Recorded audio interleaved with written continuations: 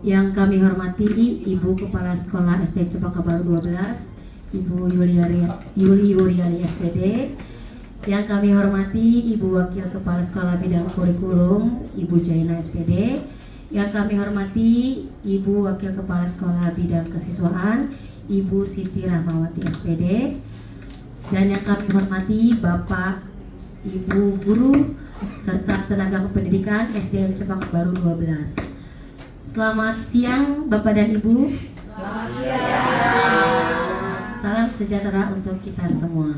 Pertama-tama marilah kita panjatkan puji syukur kehadirat Allah Subhanahu wa taala yang telah memberikan kita banyak sekali nikmat dan karunia-Nya sehingga kita bisa hadir berkumpul di siang hari yang panas ini, yang ceria ini, dalam rangka untuk desiminasi, menyebarkan pemahaman dan penerapan pengalaman budaya positif modul 1.4. Salawat serta salam tak lupa kita sanjungkan kepada junjungan kita Nabi Muhammad SAW yang mana telah membawa kita dari zaman kejahiliahan, zaman kebodohan, sampai membawa kita ke zaman yang saat ini, yang sekarang ini, yaitu zaman yang penuh dengan ilmu pengetahuan dan teknologi. Bapak dan Ibu, izinkan terlebih dahulu saya beserta Pak Pais mengucapkan terima kasih yang sebanyak-banyaknya, sebesar-besarnya atas kehadiran dan partisipasi Bapak dan Ibu yang sudah turut serta dan mendukung kami, saya dengan Bapak Pais, untuk mendesiminasikan modul 1.4 ini. Pada siang hari ini, ya kami mendapatkan tugas untuk aksi nyata, yaitu menyebarkan pemahaman dan penerapan pengalaman budaya positif modul 1.4. Sebelumnya, saya ingin bertanya kepada Bapak dan Ibu, budaya positif, ya, apakah Bapak Ibu sudah pernah mendengar tentang budaya positif? Sudah. Ya. Apa yang ada di pikiran Bapak Ibu mengenai budaya positif itu? Kebiasaan baik. Ya, Pak Rian? Kebiasaan baik yang dilakukan oleh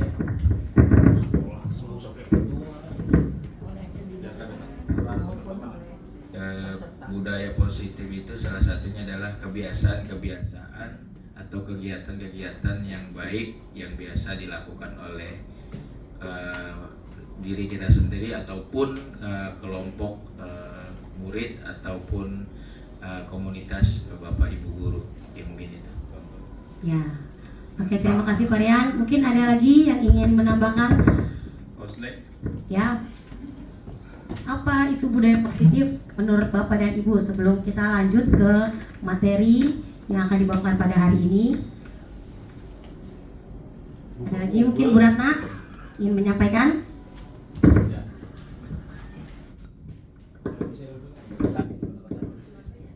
Menurut saya, budaya positif adalah kebiasaan-kebiasaan yang mengikuti aturan yang telah berlaku dalam suatu lingkungan di mana orang tersebut berada, dan juga kebiasaan itu menjadi gaya hidup atau menjadi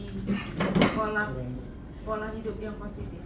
Ya, oke. Terima kasih untuk Pak Rian dan juga Bu Ratna yang telah mengemukakan tentang budaya positif.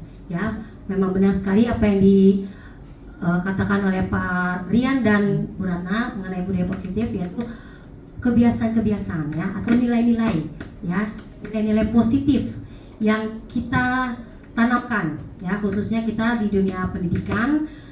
Sebagai guru, ya, kita menanamkan budaya positif di lingkungan sekolah kita, terutama di SDN Cempaka Baru 12 ini. Ya, nah sebelumnya, ya, sebelum kita ke materi yang berikutnya lagi, saya punya ice breaking, ya, untuk menambah semangat, ya, pada hari ini biar tidak mengantuk, ya, karena siang waktu-waktu rawan, ya, waktu-waktu rawan mengantuk, ya. Oke, SDG-nya adalah ya kita akan berbagi nilai positif atau nilai kebaikan. Jadi misalnya mulai dari saya mengucapkan nilai positif, misalnya disiplin. Nah kemudian disiplin itu huruf terakhirnya adalah N. Nah, kemudian saya melempar Pak Adrian. Nah Pak Adrian mencari nilai positif atau nilai kebaikan ya atau perbuatan baik ya yang berawalan N ya. Nah, jadi berawalan huruf terakhir yang diucapkan orang sebelumnya ya, orang sebelumnya. Bisa Bapak Ibu? Siap ya? Ya. Oke? biar flash ya kan? Nah, jam rawan. Oke. Mulai dari saya ya Bapak dan Ibu, kita mulai, nanti saya lempar, kemudian nanti orang tersebut akan menyebutkan nilai positif sesuai dengan huruf terakhir yang saya ucapkan. Ya. Oke dari saya. Oke. Biar gak ngantuk Bu justru ya, kagetin dor. Oke. Nilai positif dari saya kerja sama. Pak Ian. A. Nilai positifnya apa? A. Nilai kebaikan atau nilai positif?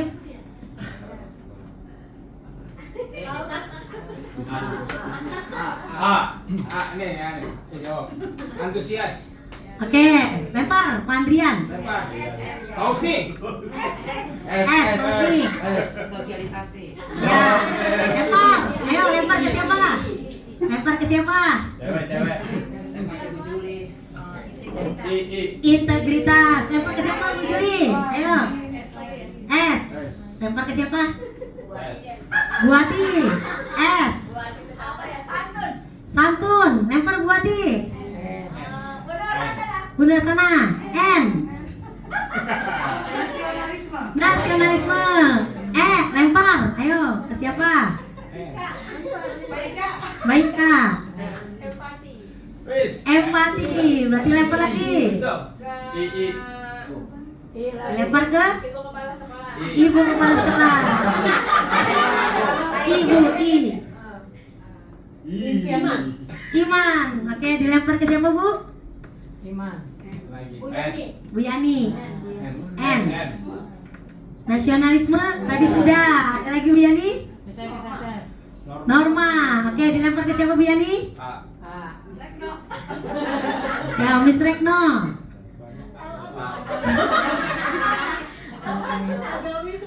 Agamis. Dilempar ke siapa? Satu lagi. Ayo satu lagi. Satu lagi ke lempar ke siapa? Ya. Belum bangun. Oke, silakan. Bu Enda. Support. Alhamdulillah. Ya. Nah, permainan atau games atau SBG yang tadi kita mainkan itu adalah nilai-nilai positif ya yang harus kita tanamkan ya, baik kepada diri kita, keluarga kita ataupun murid-murid kita yang ada di sekolah SD Cempaka Baru 12 ini. Oke Pak Faiz, next. Ya, diseminasi hari ini adalah untuk pemenuhan tugas dari kami, yaitu calon guru penggerak angkatan 10, saya Nur Hayati Hasanah dan juga Bapak Muhammad Faiz. Tepuk tangan untuk Bapak Faiz. Oke, next Bapak Faiz. Ya, seperti yang kita ketahui bahwa tujuan pendidikan menurut Ki Hajar Dewantara itu adalah menuntun segala kodrat yang ada pada anak-anak agar mereka dapat mencapai keselamatan dan kebahagiaan yang setinggi-tingginya, baik sebagai manusia ya, sebagai pribadi maupun sebagai anggota masyarakat. Nah, untuk mencapai keselamatan dan kebahagiaan itulah makanya kita menerapkan nilai-nilai positif kepada mereka, ya kan? Kemudian pendidik itu ya kita sebagai pendidik hanya dapat menuntun tumbuh atau hidupnya kekuatan kodrat yang ada pada anak-anak agar dapat memperbaiki lakunya, bukan dasarnya hidup dan tumbuhnya kekuatan kodrat anak. Pendidik itu seperti petani, ya. Petani itu hanya bisa menyemai benih, merawat tanaman padi, kemudian menggemburkan tanah, membajak sawah, ya, tapi tidak bisa mengubah padi menjadi jagung, ya, atau padi menjadi tanaman yang lain. Nah, makanya ya tujuan pendidikan di sini adalah kita hanya menuntun mereka, ya, kita hanya menuntun sesuai kodrat, sesuai minat, sesuai potensi yang dimiliki oleh anak didik kita, ya. Misalnya yang minatnya olahraga, ya berarti kita arahkan, ya, kita tuntun olahraga, ya, untuk mencapai prestasi tentunya. Next, Bapak Is. Ya, ini tadi ya pengertian dari budaya positif yang tadi sudah disampaikan oleh Bapak Rian dan juga Bu Ratna, bahwa budaya positif di sekolah itu adalah nilai dan kebiasaan di sekolah yang berpihak pada murid agar mereka dapat berkembang menjadi pribadi yang kritis, penuh hormat dan bertanggung jawab sesuai dengan profil pelajar Pancasila. Masih ingat Bapak dan Ibu profil pelajar Pancasila? Ya, kita nyanyi dulu ya. Pelajar Pancasila, yang 1, 2, 3. Pelajar Pancasila, beriman dan bertakwa, Tuhan yang esa dan berakhlak mulia, berkebinekaan global, gotong royong mandiri, kreatif dan bernalar kritis. Nah, ya itu kita harus tahu, ya, profil pelajar Pancasila, karena sejatinya tujuan dari pendidikan adalah kita akan menuju, ya, atau membentuk peserta didik kita, ya, sesuai dengan profil pelajar Pancasila. Next, Bapak Is. Ya, jadi pada hari ini kita akan membahas tentang konsep inti dari budaya positif. Yang pertama ada perubahan paradigma, yang kedua disiplin positif, yang ketiga nilai-nilai kebajikan, kemudian yang keempat kebutuhan dasar manusia, yang kelima motivasi perilaku manusia, yang keenam posisi kontrol manusia, yang ketujuh keyakinan kelas, dan yang terakhir adalah segitiga restitusi. Wah, di antara ke-8 ini adakah yang baru didengar oleh Bapak dan Ibu? Ya, sama Bapak dan Ibu, saya juga baru mendengar setelah mengikuti program guru penggerak ini. Jadi sama-sama kita belajar ya Bapak dan Ibu untuk budaya positif ini, ya. Kita lihat, ya. Next. Nah, yang pertama, ya, konsep inti dari budaya positif yang pertama adalah pembelajaran dengan paradigma baru. Apa sih maksudnya? Ya, jadi pembelajaran dengan paradigma baru ini merupakan pembelajaran yang dirancang berdasarkan prinsip pembelajaran berdiferensiasi, sehingga para peserta didik belajar sesuai kebutuhan, ya, berdasarkan tahap perkembangan sesuai teori psikologi modern untuk mewujudkan profil pelajar Pancasila. Jadi, ya, paradigma pembelajaran yang baru ini adalah dengan prinsip berdiferensiasi, ya. Jadi kita memberikan pembelajaran itu sesuai dengan kebutuhan anak, ya, karena dalam pemikiran Ki Hajar Dewantara, ya, pendidikan itu adalah menghamba pada murid, ya, berpihak pada murid. Jadi tujuan kita, sasaran kita itu adalah murid, dan murid, ya. Okay, next. Nah, ini sering kita, ya, dengar tentang miskonsepsi atau salah konsep, ya, mengenai teori kontrol. Nah, coba sekarang, ya, saya minta 2 orang bapak-bapak deh depan, ya, Bapak Andrian boleh sama Pak Firman. Ya, jadi Bapak Andrian itu adalah sebagai orang yang tangannya dikepal, ya, kepal sekuat-kuatnya. Kemudian Pak Firman nanti yang akan berusaha membuka kepalan dari tangannya Pak Adrian, ya. Ya, boleh dipujuk, ya. Oke. Penyakit dramatik Adrian tadi. Oke. Pak Firman, ya. Sebagai kita sebutnya orang A dan orang B, ya. Orang B, Pak Firman ini yang akan berusaha membuka kepalan tangan dari Pak Adrian, ya, dengan berbagai cara. Boleh dibujuk, dirayu, boleh di apa ya, dengan kata-kata apa, atau dengan kekuatan apa, ya. Siap ya, kita lihat. Agak kesini sepertinya. Oke. Satu apa dua? Satu aja. Ludahin aja.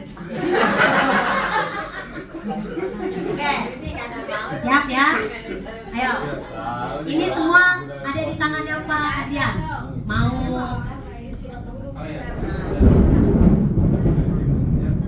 Oke, kita mulai. Ya, kepala begini. Siap ya, kita lihat Pak Firman akan berusaha membuka kepala tangan dari Pak Adrian. Boleh. Agak ada isinya.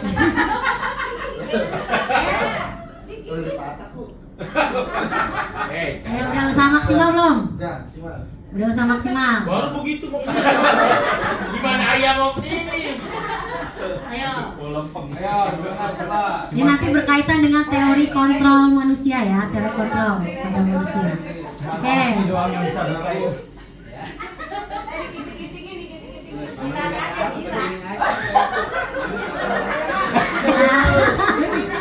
Oke, tepuk tangan untuk Pak Adrian dan Pak Firman ya.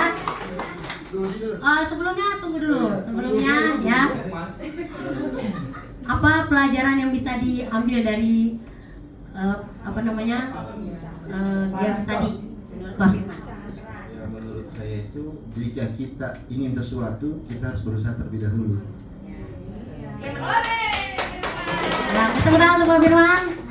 Menurut kita dengar, menurut yang memegang kepalanya, yang punya sesuatunya. Kalau menurut saya, ketika kita memiliki sesuatu tidaklah mudah untuk memberikan seseorang, tapi kita lihat dulu orang itu berhak untuk menerima atau tidak.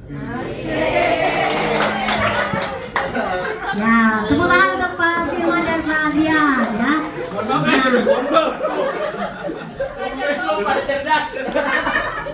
Jadi ya, tadi kalau kata Pak Adrian, tergantung Pak Adrian ya kan, mau membuka atau tidak membuka. Nah, ini berkaitan dengan teori kontrol Bapak dan Ibu ternyata ya.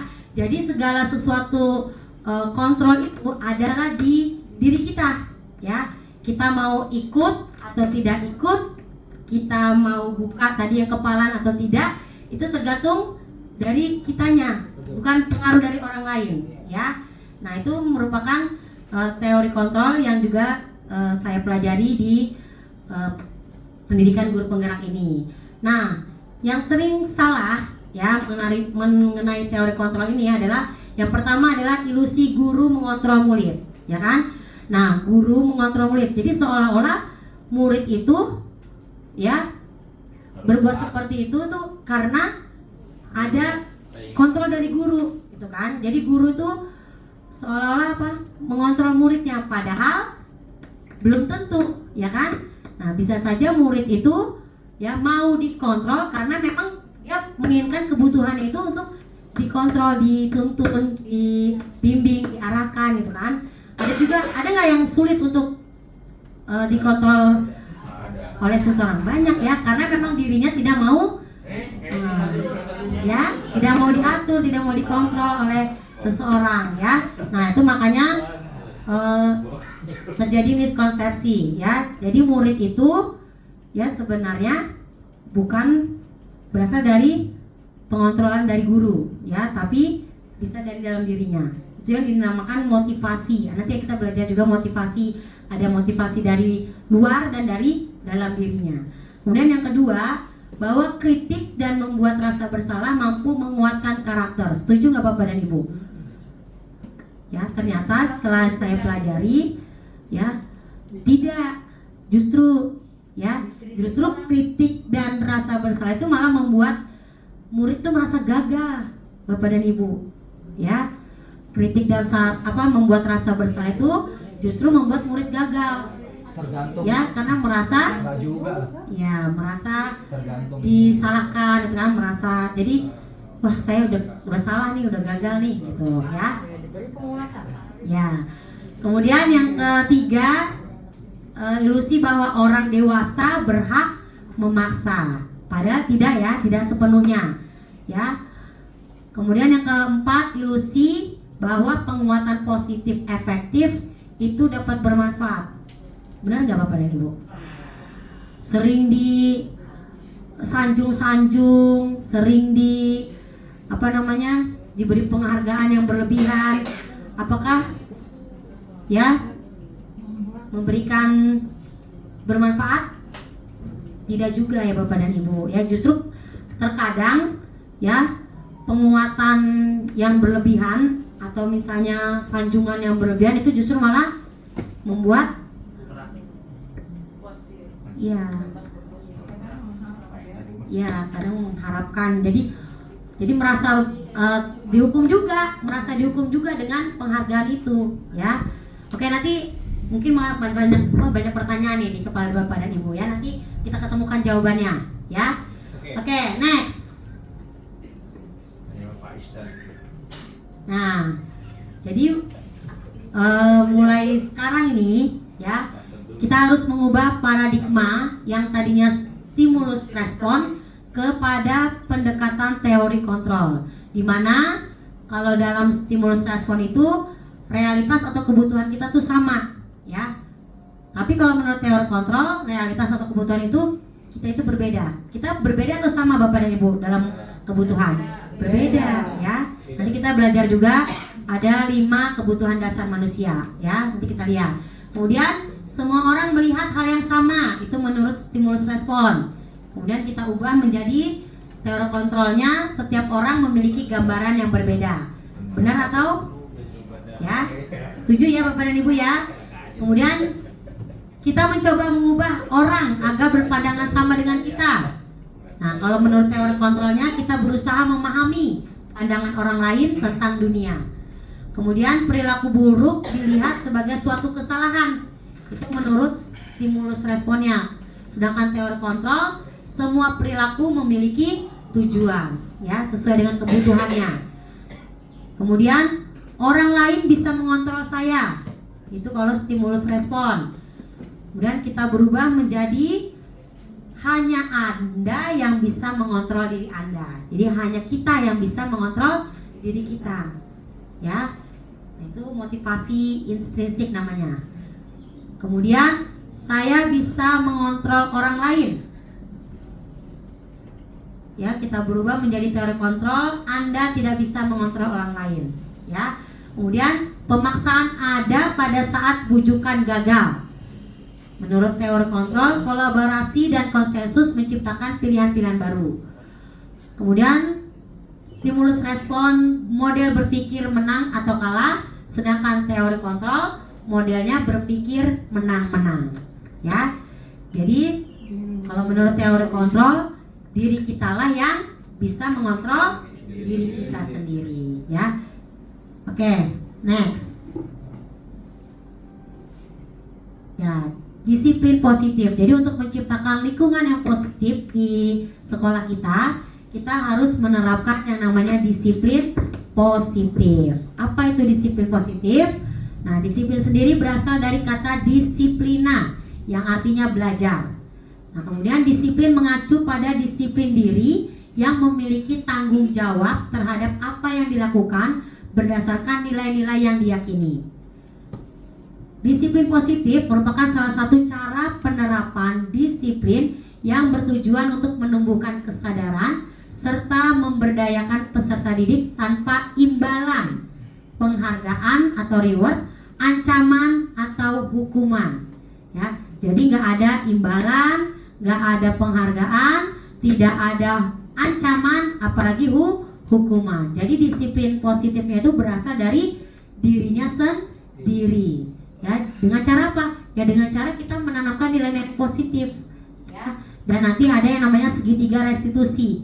ya, supaya anak melakukan kesalahan tapi tidak merasa gagal. Jadi dia bisa tumbuh percaya dirinya lagi, bisa menyelesaikan, menemukan solusinya terhadap permasalahannya tanpa hukuman ataupun penghargaan, ya. Nah, sebagai pendidik, tujuan kita adalah menciptakan peserta didik yang memiliki disiplin diri sehingga mereka berperilaku mengacu kepada nilai-nilai kebajikan universal dan memiliki motivasi intrinsik, ya, yang tadi saya katakan, dalam perubahan perilaku ke arah yang lebih baik. Jadi motivasi, nanti ada motivasi eksternal dari luar dan juga ada motivasi intrinsik atau internal dari dalam, ya. Oke, next Pak Faiz.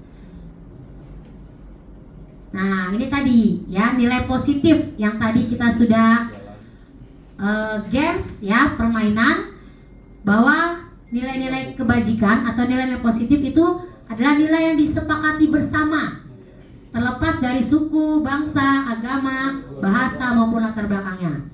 Nah, nilai-nilai kebajikan itu dari satu lembaga atau bahkan satu individu itu pasti berbeda dengan nilai kebajikan lembaga lain atau organisasi lain atau orang lain, ya.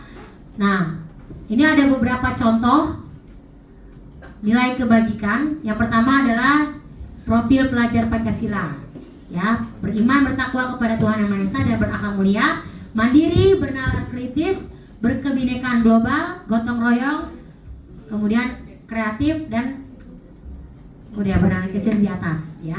Oke, kemudian ada 9 pilar dari Indonesian Heritage Foundation, ya, yaitu cinta Tuhan dan segenap ciptaannya, kemandirian, tanggung jawab, kejujuran, diplomatis, hormat dan santun, dermawan, suka menolong, gotong royong, percaya diri, kreatif dan pekerja keras, kepemimpinan dan keadilan, baik dan rendah hati, toleransi, kedamaian dan kesatuan. Dan juga ada nilai kebajikan keterampilan hidup, yaitu dapat dipercaya, lurus hati, pendengar yang aktif, tidak merendahkan orang lain, memberikan yang terbaik bagi dirinya. Ya, ini adalah contoh-contoh nilai kebajikan atau nilai-nilai positif yang disepakati atau ditumbuhkan atau ditanamkan di masing-masing atau di beberapa organisasi atau lembaga, ya. Lanjut Pak Faiz. Nah, ini seperti yang tadi saya katakan, kebutuhan dasar.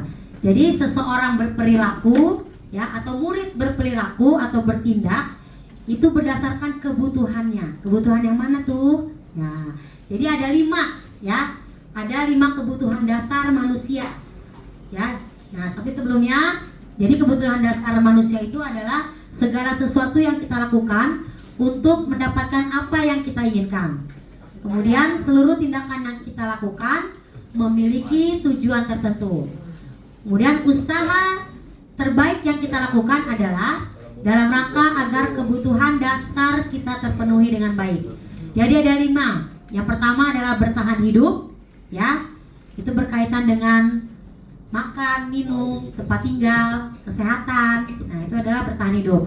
Kemudian kasih sayang dan rasa diterima. Ya, biasanya ini anak-anak yang butuh perhatian, ya, yang melakukan sesuatu itu karena ingin diperhatikan oleh temannya, oleh gurunya. Nah, itu dia kebutuhannya adalah kasih sayang dan rasa diterima. Kemudian penguasaan, ya. Ini berkaitan dengan kompetensinya dia. Misalnya dia jago matematika atau dia pandai bercerita, ya, pokoknya kompetensi yang ada dalam dirinya. Kemudian dia butuh penguasaan, butuh pengakuan, diakui. Nah, atau misalnya dia merasa jago atau apa gitu. Nah, banyak kan anak-anak kita yang seperti itu kan. Nah, jadi kebutuhannya tuh pengen diakui, ya, diakui oleh teman-temannya, oleh sekolah gitu kan. Nah, kemudian kebebasan, ya. Jadi anak-anak itu lebih senang bermain, ya, canda tawa, humoris, ya, itu berkaitan dengan kebebasan. Kemudian kesenangan, ya, kesenangan juga merupakan suatu kebutuhan. Next Pak Faiz. Nah, bisa kita lihat di tabelnya. Nah, ini yang tadi ya. Jadi kebebasan itu ternyata mandiri ya, memiliki pilihan, mencoba hal-hal yang baru ya. Jadi dia pengen coba misalnya ngambil pulpen temennya gitu kan. Nah, bisa kan tuh merasa bebas, yang nggak ada yang ngawasin. Jadi ya dia mencoba-coba. Kemudian kalau kesenangan pengennya main terus, lari-larian ya kan. Nah, kemudian bertahan hidup tadi ya. Misalnya ada kasus misalnya si A ya ngambil makanan temannya si B. Nah, menurut Bapak Ibu, kebutuhan dasar apa nih ya yang dirasakan oleh atau yang dibutuhkan oleh si A tersebut sehingga dia ngambil makanan temannya? Ya, menurut Miss Retno, bertahan hidup. Ada lagi? Sebenarnya dari kasus ini banyak ya, banyak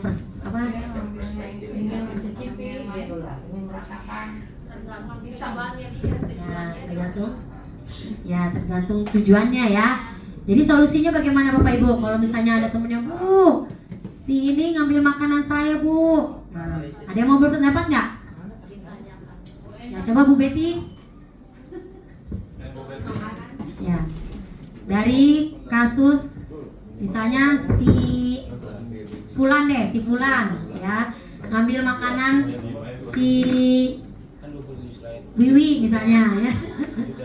Nah, si Wiwinya itu ngadu ke Bu Betty. Nah, apa yang akan Bu Betty lakukan gitu? Atau menurut Bu Betty kebutuhan apa sih yang diperlukan oleh si Fulan ini? Jadi dikatakan bahwa perbuatan buruk itu belum tentu semua buruk ya. Jadi tergantung tujuannya dia melakukan itu untuk apa gitu. Ya kita tanya dulu baik-baik sama anak itu, dia kenapa makanannya diambil gitu, apakah dia mau memberi lagi atau dia emang lapar atau memang dia makanan itu punya dia yang diambil lagi atau bagaimana gitu ya, atau dia untuk dikasih lagi ke teman yang lain atau bagaimana gitu. Jadi kita tanyakan baik-baik, jangan marah-marah langsung marah gitu sama anaknya. Ya, betul sekali Bu Betty. Oke, tepuk tangan dong untuk Bu Betty ya. Jadi kata Bu Betty, kita tanyakan dulu ya kepada si Fulan ini tujuannya apa sih, ya kan, mengambil makanan si Wiwi ini gitu kan. Nah, setelah kita tahu tujuannya, berarti kita bisa mengidentifikasi nih si Fulan ini kebutuhan dasarnya apa. Oh, ternyata dia cuma cari-cari perhatian doang sama si Wiwi atau sama bu gurunya, bisa kan Bapak dan Ibu? Nah, atau kayak tadi emang dia lapar ya, nggak dikasih makan misalnya, atau dari rumah belum sempat sarapan, mamanya nggak sempet bikinin bekal misalnya, atau penguasaan ya kan, misalnya si Fulan ini ternyata ketua kelas misalnya, pengen diakui bahwa dia tuh terkuat di kelasnya atau misalnya seperti itu ya. Nah, jadi kita bisa tahu kebutuhan dasar murid kita itu ya dari belajar dari kebutuhan dasar manusia ini gitu ya. Oke, satu slide lagi ya Pak Faiz. Selanjutnya nanti Pak Faiz ya. Nah, ini motivasi perilaku manusia yang tadi ada kaitannya ya, bahwa ya kita itu dalam melakukan suatu perilaku atau perbuatan itu ya terjadi karena motivasi apa? Bisa ekstrinsik, bisa dari luar, bisa dari dalam diri sendiri. Nah, kalau dari luar, motivasi ekstrinsik itu adalah untuk menghindari ketidaknyamanan atau hukuman. Misalnya, ya bangun pagi, datang ke sekolah pagi, biar nggak dihukum, ya kan? Nah, itu kan berarti dia motivasinya masih ekstrinsik, biar nggak dihukum, nggak dapat hukuman. Kemudian yang kedua untuk mendapatkan imbalan atau penghargaan. Saya mau mau berangkat lebih pagi, nanti dapat reward dari ibu guru. Nah, berarti itu kan masih motivasinya ekstrinsik dari luar, yaitu mengharapkan imbalan atau penghargaan. Nah, ada lagi motivasi intrinsik, yaitu motivasi yang berasal dari dalam dirinya sendiri, muncul ya, yaitu untuk menjadi orang yang mereka inginkan dan menghargai diri sendiri dengan nilai-nilai yang mereka percaya. Jadi mau bangun pagi karena dia merasa menghormati ya sekolah, menghormati gurunya, menghormati teman-teman yang lainnya. Makanya dia mau berangkat pagi gitu. Nah, itu berarti dia sudah punya motivasi intrinsik dalam dirinya. Ya, jadi segala perilaku itu pasti ada motivasinya. Nah, mungkin sampai sini ada yang ingin ditanyakan atau ada yang ingin disampaikan? Yang bisa tahu itu dia mempunyai motivasi ekstrinsik atau motivasi intrinsik. Yang bisa tahu motivasi ekstrinsik dan motivasi intrinsik itu dirinya sendiri atau orang lain. Oke, ini ada pertanyaan dari Bu Nur Hasanah. Jadi yang bisa mengetahui motivasi ekstrinsik dan intrinsiknya itu dirinya sendiri atau orang lain yang menilainya. Mungkin sebelum kami jawab, ada yang mau menjawab terlebih dahulu atau memberikan pendapatnya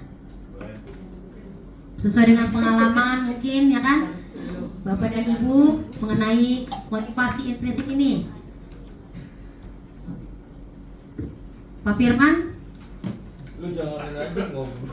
ada yang mau berpendapat? Pertanyaan dari Bu Nur Jana. Bu Nur Hasanah. Ya, mohon maaf Bu Nur Hasanah. Ada yang mau menjawab terlebih dahulu? Dari mana kita tahu ini motivasi ekstrinsik atau intrinsik apa yang dilakukan itu? Nah, kalau pada murid bisa dengan tadi yang seperti Bu Betty bilang ya, kita ajak dialog, kita ajak diskusi, ya kan? Atau kita tanya, misalnya pas kita datang udah ada si Fulan misalnya, Fulan datangnya pagi banget gitu misalnya ya. Nah, kita bisa tahu dari situ, yaitu mencari informasi dari anak tersebut. Nah, kalau misalnya mungkin ke Bu Nur Hasanah tadi yang ditanyakan pada diri anaknya ya. Bagaimana cara mengetahuinya? Mungkin pendapat aja ya. Kalau untuk melihat motivasi perilaku manusia itu dia termotivasinya ekstrinsik atau intrinsik, sebenarnya sangat sulit jika kita tidak melakukan tadi tanya jawab ya. Karena seperti kita melihat anak yang datang pagi-pagi, terkadang pagi mungkin pertama kalau kita tanya dengan ngobrol ya, tapi mungkin saja dia datang pagi karena orang tuanya kerjanya pagi gitu. Jadi memang motivasinya bisa jadi dari rumah, motivasinya mungkin ekstrinsik karena tadi kalau dia nggak pagi-pagi bangun ditinggal sama orang tuanya. Intinya akan sulit membedakan motivasi itu berasal dari ekstrinsik atau intrinsik jika kita tidak melakukan pertanyaan tadi. Mungkin karena kita sedang belajarnya tentang bagaimana tadi kita praktik baik. Kalau untuk Bapak Ibu guru, mungkin ini adalah salah satu yang harus dilakukan Bapak Ibu guru di dalam kelas, yaitu pendekatan kepada anak. Dari yang Ibu lihat terkait PMM refleksi diri Bapak Ibu guru adalah salah satunya ini, supaya kita bisa tahu kenapa anak ini selalu datang terlambat, anak ini selalu datang pagi. Dari situlah ya mungkin praktik baik yang harus bisa dilakukan Bapak Ibu guru adalah tadi pendekatan internal kepada anak-anak itu. Untuk jadi tadi terutama anak-anak yang mungkin sering terlambat, motivasinya kenapa kamu terlambat? Karena nggak dibangun ayahnya. Berarti kan kalau anak-anak kita kayaknya kalau SD rata-rata banyak dari ekstrinsik, ya masih ekstrinsik. Beda dengan kita, mungkin kalau kita sebagai pegawai, kenapa nih saya datang pagi-pagi? Bisa jadi motivasinya pertama ekstrinsik, malu ibu kepala sekolah saya datangnya pagi, jadi saya harus pagi-pagi. Nah mungkin itu motivasi ekstrinsiknya. Tapi di dalam diri kita pasti intrinsiknya, saya ini Bapak Ibu guru, saya harus menjadi teladan, harus menjadi contoh buat anak-anak murid saya, berarti saya harus datang pagi. Jadi sulit sebenarnya kalau jawab tadi ya dari ekstrinsik atau intrinsik. Mungkin itu pendapat. Terima kasih kepada Ibu Kepala Sekolah. Tepuk tangan dong buat Ibu Kepala Sekolah dan Ibu Nur Hasanah ya. Jadi ya setelah kita mendapatkan pengetahuan baru tentang motivasi perilaku ini, jadi diharapkan kita bisa memunculkan motivasi intrinsik diri kita ya guru untuk memberikan contoh kepada murid-murid kita di kelas ataupun di sekolah ini. Pak Yusuf mau menambahkan. Nggak usah lah, takut waktunya habis. Nggak masih lama kok, jam 3. Oke. Bagaimana Pak Yusuf? Nggak apa-apa. Ya silakan Bapak Yusuf. Masih banyak waktunya. Ya, izin aja menambahkan ya. Mungkin tadi yang dimaksud Bu Nur kan Mungkin sini kan biar kelihatan kamera. nggak apa, suaranya kan kedengaran. Suaranya kedengaran. Yang dimaksud Bu Nur Hasanah tadi kan bagaimana untuk mengetahui kan bahwa anak atau kita sebagai guru terlihat memiliki motivasi ekstrinsik atau intrinsik. Menurut saya pribadi sebenarnya ada 2 pola yang tidak perlu, seenggaknya tidak mesti harus ditanyakan maksudnya apa gitu, tapi kita bisa melihat dari perilakunya sehari-hari. Contohnya dalam kegiatan olahraga atau pelatihan ekskul. Kalau misalkan kita lihat nih yang biasa datang duluan siapa yang latihannya, itu kita bisa nilai sendiri itu sebenarnya dari motivasi intrinsik itu sendiri gitu, tanpa perlu kita menanyakan ke anaknya itu apa tujuannya. Itu menurut saya pribadi seperti itu. Jadi bisa dinilai itu dari luar atau dari dalam itu sendiri. Terima kasih. Oke, tepuk tangan untuk Pak Yusuf ya. Benar sekali Pak Yusuf ya. Ada kaitannya dengan yang tadi dikatakan dari kesenangan ya, ada kesenangan di situ ya. Ada kaitannya. Jadi saling nyambung Bu. Ini Berarti intinya praktik baiknya kita harus membuat pembelajaran kita menyenangkan supaya anak-anak itu bisa mempunyai munculkan motivasi intrinsik Tambah lagi ya. dengan senyuman. Ya, betul Bu ya. Oke. Jangan Oke, Bapak dan Ibu, untuk saya ya cukup ya. Nanti akan dilanjutkan oleh Bapak Muhammad Faiz. Oke, kepada Bapak Faiz kami persilakan.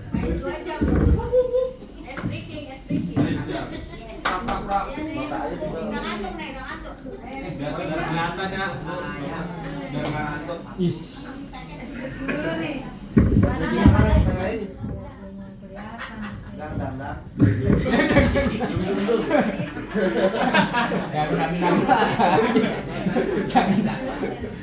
Ya, terima kasih Bu Nur Hayati Hasanah yang telah memaparkan di awal tadi ya, bagus sekali ya paparan yang diberikan Bu Nur, dan terima kasih buat teman-teman dan Bapak Ibu.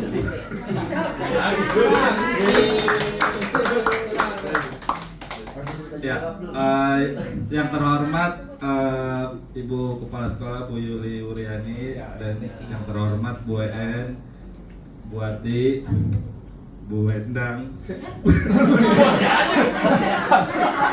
Ya mana waktunya? Ya. Benar juga.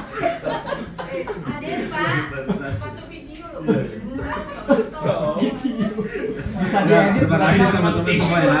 Ya, perkenalkan saya Muhammad Faiz, CGP Angkatan 10. Saya akan melanjutkan presentasi pada hari ini yang kedua ya. Sebelumnya ada yang ingin kita ice breaking dulu ya. Oke.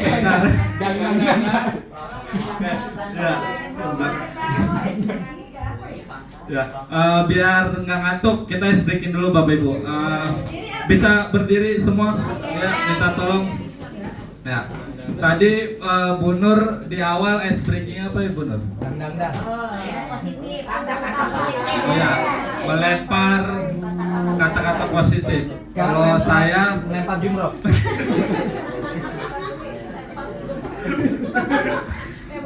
Ya, kalau saya ini lempar bola imajinasi namanya. Contoh misalkan Bolanya berteman.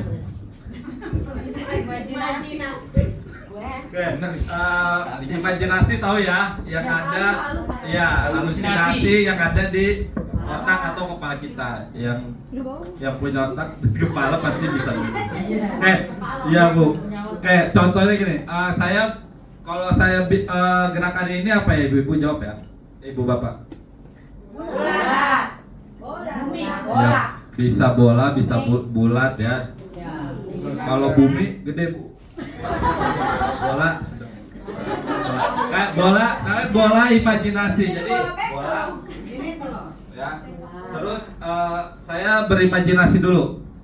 Makan. Jawabnya sendiri-sendiri, jangan keroyokan. Ntar saya berimajinasi sendiri. Habis itu saya lempar bola imajinasinya misalkan ke sana. Yang nangkap siapa? Nggak ada. Mantul, saya mantul ke tembok. Salah lempar berarti Bu. Lempar ke sini berarti kan imajinasi berarti gimana? Kalau saya lempar, nah, berarti kan arahnya ke sini berarti Bu menangkap terus menyebutkan. Oke, bisa ya Bapak Ibu? Siap. Oke, siap. Ya. Bola imajinasi.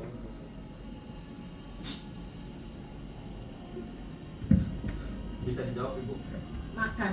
Ya, betul. Makan. Nah, Ibu sekarang berimajinasi dulu, habis itu melempar bola imajinasinya ke siapa, habis itu ditangkap. Wajib kamu Bu. Boleh saya pegang? Boleh lempar saya dulu. Oke. Kayak bola imajinasi ada di Ibu Yuli, perhatikan imajinasinya. Ya.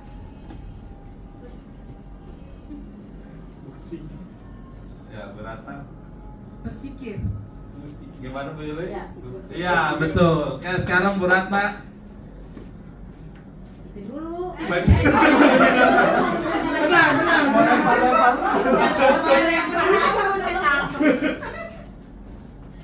Apa tuh? Ulang. Mau minum Baido. Oh iya, jangan Bu Ratna. Iya ente. Coba kita lihat imajinasinya kita. Lempar ke tangkap. Ya, siapa nih passing siapa nih? Bu Risa, akan coba Bu Risa imajinasi yang berata. Minum. Benar nggak Bu? Oh iya betul. Oke, sekarang Bu Risa. Bisa mau kemana? Imajinasi dulu. Apa tadi? Ulang lagi.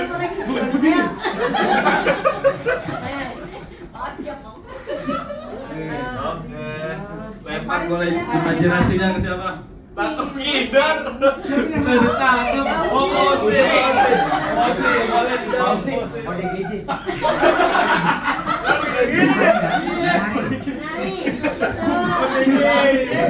Betul nggak Bu Risa? Menari.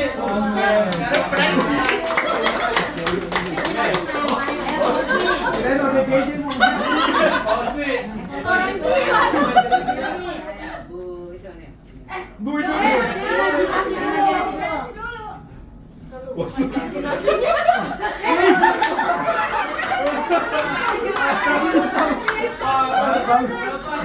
Bagus. Pinter. Positif banget ini. Kebiasaan positif. Ke bawah imajinasi. Ke bawah imajinasi. Ya imajinasinya lagi. Berapa orang itu menilai? Koleksi ya?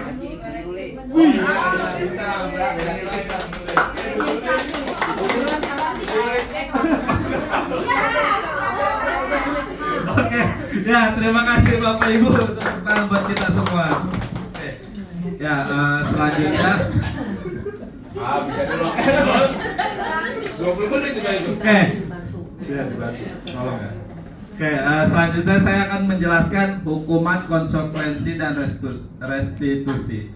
Ya, di sini ada 3, hukuman, konsekuensi, dan restitusi. Hukuman itu terdiri dari tindak tidak terencana atau tiba-tiba, murid tidak tahu apa yang akan terjadi atau tidak dilibatkan, bersifat satu arah, berupa hukuman fisik dan psikis.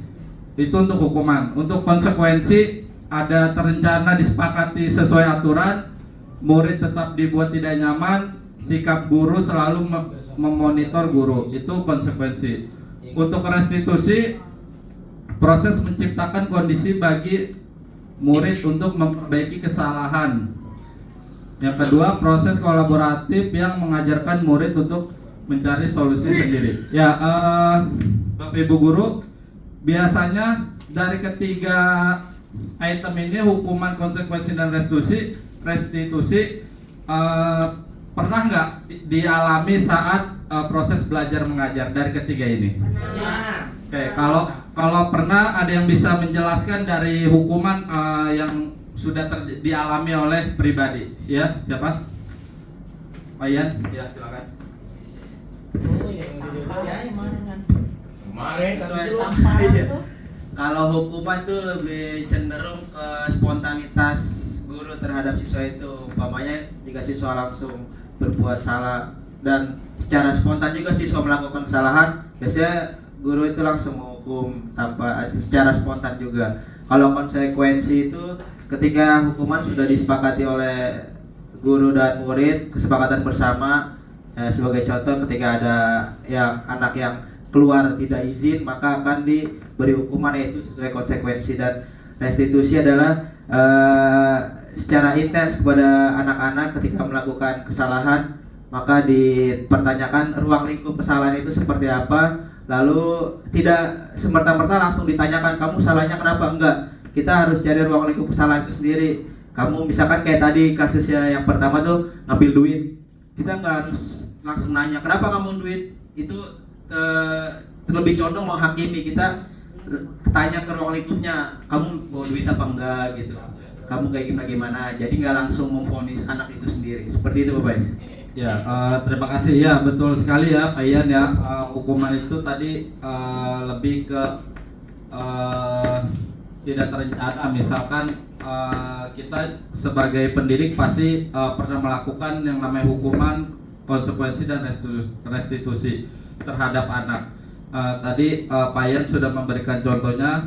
Kalau hukuman itu tidak terencana, misalkan kita sedang berada di lingkungan sekolah, melihat anak melakukan pelanggaran gitu, tiba-tiba kita langsung menghukumnya tanpa melakukan pertanyaan terlebih dahulu. Kalau konsekuensi tadi juga sudah dijelaskan ya, konsekuensi itu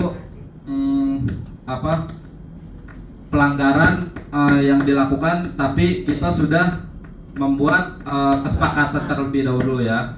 Kalau untuk restitusi lebih ke pemulihan ya, untuk anak yang melakukan pelanggaran atau masalah itu kita berikan pemulihan, atau kalau di bahasa hukumnya itu ganti rugi gitu. Oke. Selanjutnya Bu Nur. Restitusi Bu. Yang kedua tadi, yang kedua. Konsekuensi. Yang ketiga konsekuensi, yang ketiga itu Sikap guru selalu itu kesalahan pengetikan buat sikap guru selalu memonitor murid. Terima kasih Buati koreksinya.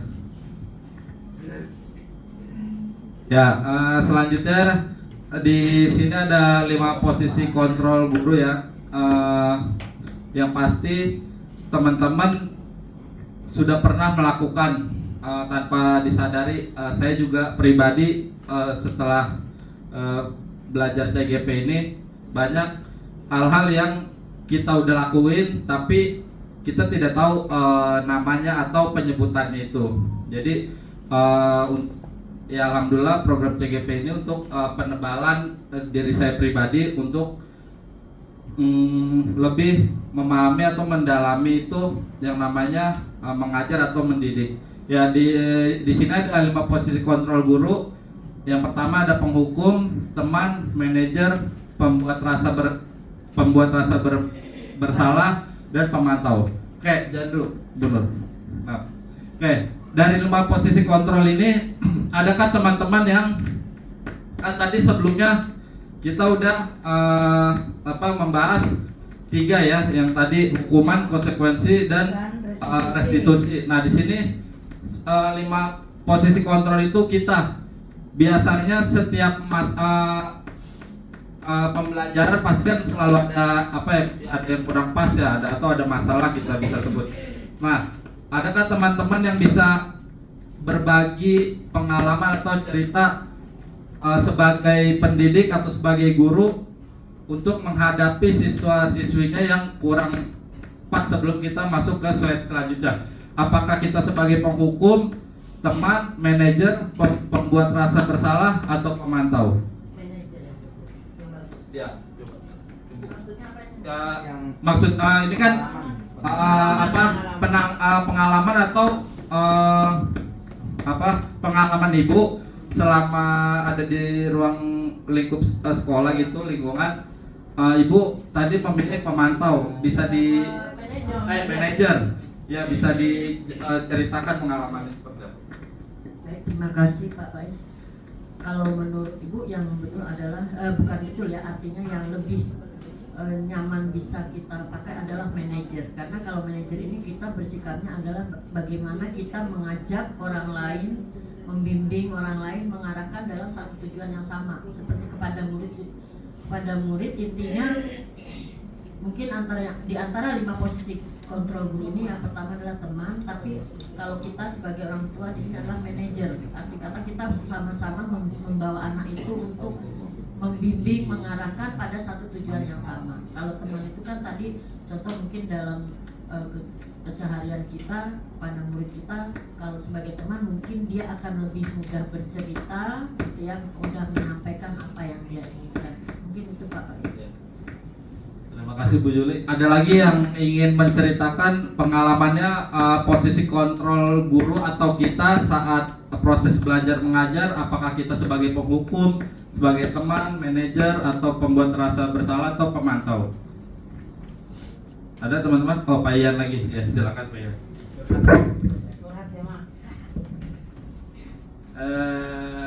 Kalau saya lebih kepada teman, karena kalau teman itu lebih kepada kita sebagai sosok guru tuh sesuai dengan cerita dari Imam Syafi'i ya Tet ya, yang disuruh makan. Ada seseorang yang curhat kepada imam besar bahwasanya tuh anaknya tuh suka yang asin-asin, tapi dia mempraktekkan bahwa mencontohkan kalau kita mau anak kita itu nggak suka makan asin, maka kita jangan makan asin. Maka di situ saya memposisikan sebagai teman. Kalau anak-anak kita ini nggak mau buang sampah sembarangan, nah saya juga harus mencontohkan kepada anak-anak kalau kita tuh jangan buang sampah sembarangan. Kalau yang soal bermacam-macam aspek juga seperti itu Pak Faiz, dalam positif ini ya, berpikir gitu. Ya, terima kasih Pak Ian. Ya, tadi kita udah mendapatkan 2 contoh pengalaman. Yang pertama Bu Yuli itu sebagai manajer, yang kedua Pak Ian. Oke, slide selanjutnya kita bisa lihat. Oke, ya. Contoh 5 posisi kontrol guru. Di sini saya dan Bu Nur membuat contoh kasusnya. Peserta didik tidak memakai atribut lengkap saat upacara bendera. Ya, tadi di slide sebelumnya saya memberikan teman-teman berbagi cerita pengalaman itu, yang tadi ada 5 posisi kontrol itu ya, kita bisa lihat di sini. Penghukum itu kesalahan anak tidak memakai atribut itu, kalau contoh karakter penghukum atau kita sebagai penghukum, kita memberikan hormat pada bendera selama 1 jam ya. Kalau untuk teman, guru memposisikan guru itu sebagai teman, dia memiliki kalimat, ayo dong ikut aturan sekolah, tolong bantu Bapak Ibu ya, sekali ini ya, sudah tidak apa-apa, lain kali jangan berbuat seperti ini lagi. Nah, ini yang tadi dijelaskan oleh Pak Ian ya. Pak Ian itu memposisikan dirinya itu kontrol gurunya itu sebagai teman yang tadi diterangkan ya. Nah, kalau pemantau dia berbicara, kamu sudah melanggar peraturan sekolah, kamu tahu konsekuensinya. Setelah upacara kamu beli atribut ya ke koperasi, jangan diulangi lagi. Nah, ini adalah pemantau. Jadi guru itu sebagai pemantau. Oke, selanjutnya kontrol guru membuat rasa bersalah. Kayak kalimatnya berapa kali bapak atau ibu memberitahu tapi kamu selalu mengecewakan, kamu tidak kasihan kepada bapak ibu. Nah ini contoh kalimat pembuat rasa bersalah. Yang terakhir manajer ya, yang tadi Bu Yuli ceritakan pengalamannya. Apakah kamu tahu kesalahanmu? Kira-kira bagaimana kamu memperbaiki kesalahanmu ya? Ini contoh kalimat posisi kontrol sebagai manajer ya. Jadi dari 5 posisi kontrol ini ya sebenarnya tidak terlepas dari 5 ini ya. Pasti kita selama mengajar itu pernah melakukan menjadi penghukum, menjadi teman, menjadi pemantau, menjadi pembuat rasa bersalah dan manajer ya. Di sini makanya kita sama-sama belajar ya. Jadi tadi contohnya manajer sama teman yang udah diceritakan tadi Bu Yuli sama Pak Ian. Oke, lanjut. Ya ini di sini ada contoh posisi kontrol Kak. Apakah saya kalimat itu saya kecewa sekali dengan kamu? Ya di sini ada yang bisa menebak kira-kira kalimat saya kecewa sekali dengan kamu itu termasuk posisi kontrol yang kalimat tadi itu apa? Ya merasa bersalah ya. Oke.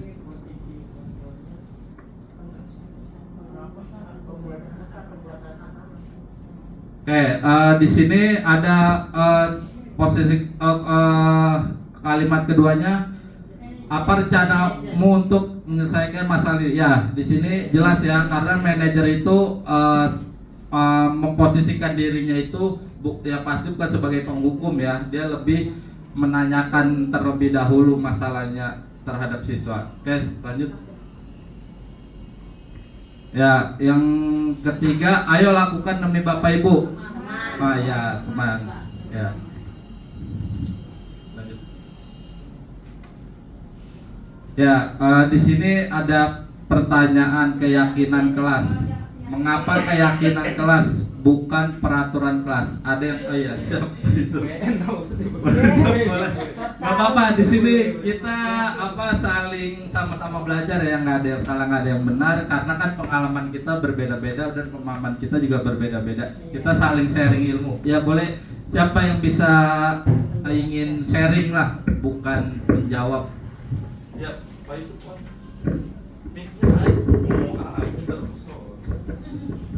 Terima kasih Pak Faiz untuk menambahkan saya ya. Menurut pendapat saya untuk mengapa keyakinan kelas bukan peraturan kelas. Kalau menurut saya, kalau keyakinan kelas itu berdasarkan kesepakatan bersama yang dibuat bersama-sama antara murid dan guru. Sedangkan peraturan kelas itu bisa dibuat sendiri. Oleh karena itu keyakinan kelas lebih baik daripada peraturan kelas. Ya, terima kasih Pak Yusuf. Ya, teman-teman yang lainnya. Ya. Kalau peraturan kelas seakan-akan anak itu jadi kamu harus ikutin aturan ya di kelas ini. Jadi kayaknya aku gitu ya. Tapi kalau keyakinan kelas, anak-anak yakin, yuk kita sama-sama gitu. Ikutin peraturan kita sesuai kesepakatannya. Mungkin itu aja. Terima kasih Bu Nur. Ada lagi teman yang lainnya yang ingin menambahkan? Ya, Pak Ian lagi, silakan Pak Ian sekali kalau lagi. Keyakinan kelas memberikan rasa nyaman kepada semuanya, kalau peraturan kelas memberikan rasa takut biasanya. Ya, terima kasih Pak Ian. Oke, jadi kita di sini sepakat ya, lebih memilih keyakinan kelas daripada peraturan kelas. Sepakat ya? Oke, kita lanjut ke slide selanjutnya. Ya, di sini pembentukan keyakinan kelas itu ada 6 poin-poinnya ya. Yang pertama bersifat abstrak. Abstrak itu tidak tidak terbentuk lah gitu ya. Ya, yang kedua berupa pertanyaan universal ya. pernyataan universal, jadi mencakup keseluruhan. Yang ketiga, dibuat dalam pernyataan positif, ya bukan negatif, karena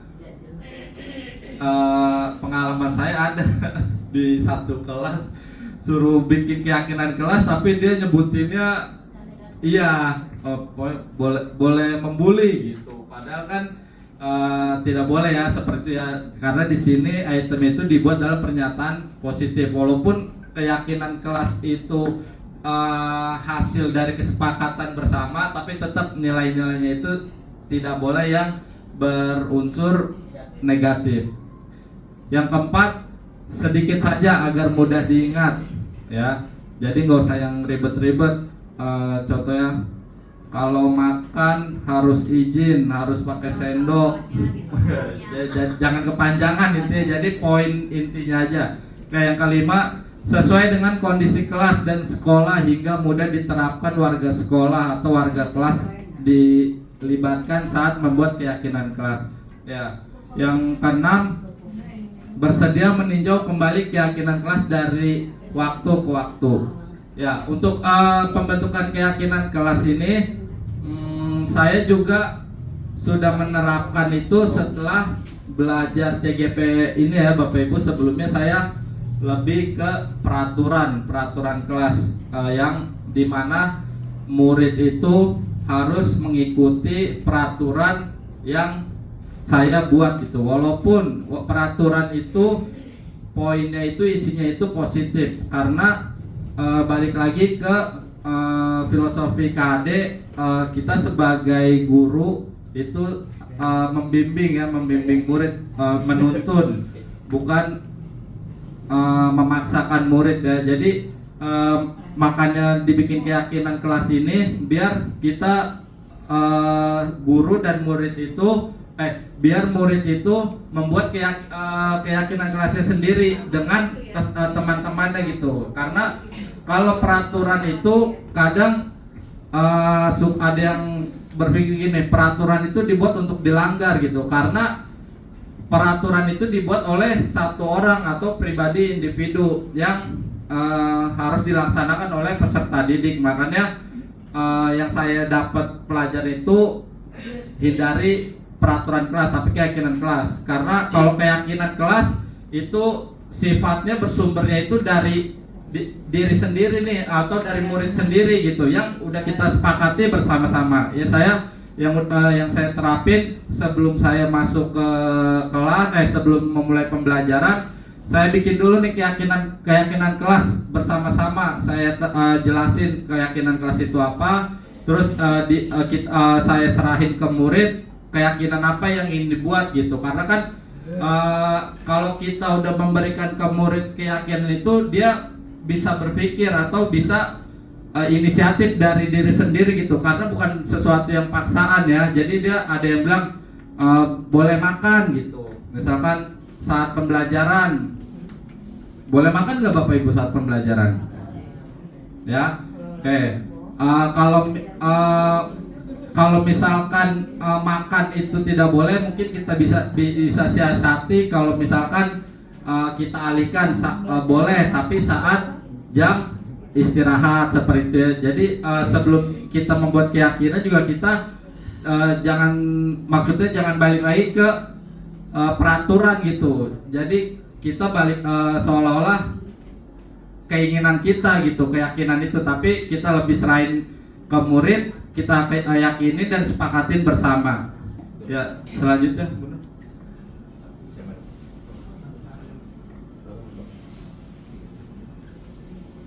Ya, segitiga restitusi. Udah nggak asing ya dengan nama segitiga restitusi ya Bapak Ibu ya. Ya, di sini pengertian segitiga restitusi yaitu merupakan suatu proses dialog yang dilakukan antara guru atau orang tua dengan anak untuk menghasilkan karakter anak yang merdeka, tanggung jawab, dan mandiri.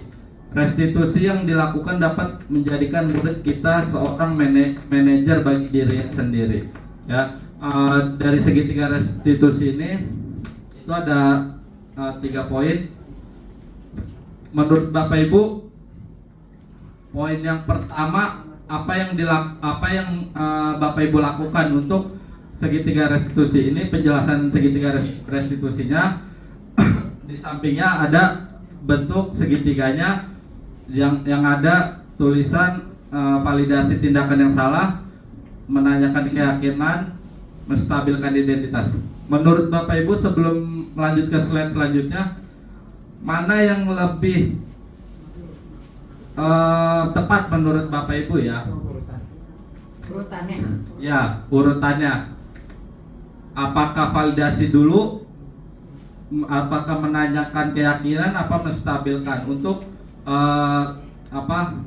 segitiga restitusi ini? Ya, Pak Yusuf.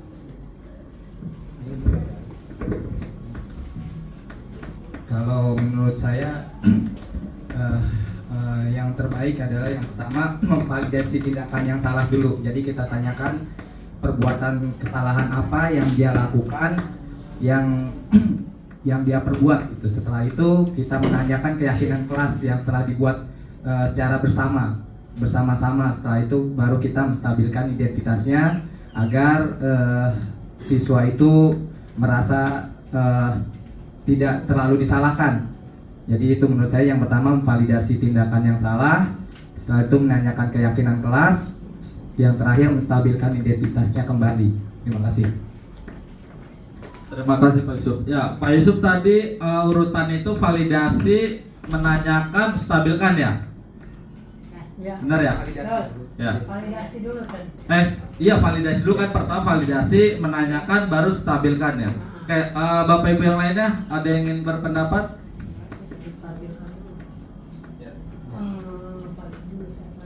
Kalau menurut Ibu menstabilkan identitas dulu, validasi tindakan, baru menanyakan keyakinan. Menstabilkan identitas artinya kan kamu tadi melakukan apa, itu artinya kan menurut kamu salah nggak itu? Intinya itu kalau menstabilkan baru validasi.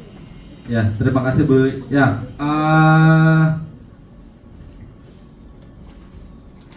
oke, untuk apa? Untuk selanjutnya kita lihat ya, slide selanjutnya untuk dari tindakan ini mana dulu urutannya.